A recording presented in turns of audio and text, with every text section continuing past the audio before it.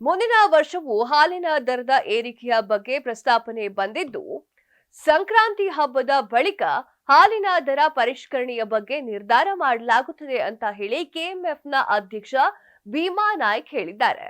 ಸುದ್ದಿಗೋಷ್ಠಿಯನ್ನ ನಡೆಸಿದ ಅವರು ಬುಧವಾರ ನಡೆದ ಹಾಲಿನ ಒಕ್ಕೂಟದ ಸಭೆಯಲ್ಲಿ ₹5 ದರ ಏರಿಕೆಗೆ ಪ್ರಸ್ತಾಪನೆ ಬಂದಿದೆ. ಈ ಬಗ್ಗೆ ನಾವು ಪರಿಶೀಲಿಸುತ್ತೇವೆ. ಇನ್ನು ನಂದಿನಿ ಹಾಲಿನಲ್ಲಿ 50 ml ಹೆಚ್ಚುವರಿಯನ್ನ ನೀಡಿ ₹200 ಹೆಚ್ಚಳವನ್ನ ಮಾಡಬೇಕಾಗಿತ್ತು. ಈ ಹೆಚ್ಚುವರಿ ಹಾಲು ವಾಪಸ್ಗೆ ನಿರ್ಧಾರ ಮಾಡಲಾಗಿದೆ ಅಂತ ಹೇಳಿ ಅವರು ತಿಳಿಸಿದ್ದಾರೆ. 5 ವರ್ಷಗಳಲ್ಲಿ ಏಕಾಏಕಿ ಹಾಲಿನ ಉತ್ಪಾದನೆ ಹೆಚ್ಚಾಗಿತ್ತು. ಹೀಗಾಗಿ ಕೆಎಂಎಫ್ 50 ml ಹಾಲನ್ನ ಹೆಚ್ಚುವರಿಯಾಗಿ ಸೇರಿಸಿ ₹200 ಹೆಚ್ಚು ಮಾಡಿತ್ತು. ಆದರೆ ಈಗ ಹಾಲಿನ ಉತ್ಪಾದನೆ ಯಥಾಸ್ಥಿತಿಗೆ ಬಂದಿದೆ. ಹೀಗಾಗಿ ಹೆಚ್ಚುವರಿ ಹಾಲು 50 ml ಅನ್ನ ಕಡಿತ ಮಾಡಿ ಹಿಂದಿನಂತೆ ಸರಬರಾಜು ಮಾಡಲು ನಿರ್ಧಾರವನ್ನ ಮಾಡಲಾಗಿದೆ.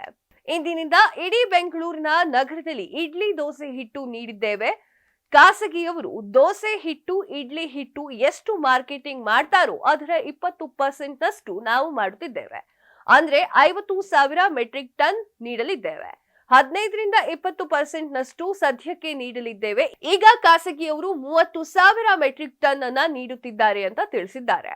ಎಲ್ಲರಿಗೂ ಪ್ರೋಟೀನ್ ಬೇಕು, ಹೀಗಾಗಿ ಗುಣಮಟ್ಟದ ಹಿಟ್ಟು ನೀಡುತ್ತಿದ್ದೇವೆ. ಇನ್ನು ಇದು ಕೂಡ ನಂದಿನಿ ಪಾರ್ಲರ್ ಆನ್ಲೈನ್ ನಲ್ಲಿಯೂ ಕೂಡ ಸಿಗಲಿದೆ ಅಂತ ಹೇಳಿದ್ದಾರೆ. ಬೆಂಗಳೂರಿನಲ್ಲಿ ಆರಂಭಿಕ ದಿನಗಳಲ್ಲಿ ಮಾರ್ಕೆಟಿಂಗ್ ಮಾಡ್ತೇವೆ, ಶೀಘ್ರದಲ್ಲೇ ಬೇರೆ ಕಡೆಗೂ ಆರಂಭ ಮಾಡ್ತೇವೆ ಅಂತ ಹೇಳಿ ಕೆಎಂಎಫ್ನ ಅಧ್ಯಕ್ಷ ಭೀಮಾ ನಾಯ್ಕ್ ಅವರು ಮಾಹಿತಿಯನ್ನ ನೀಡಿದ್ದಾರೆ.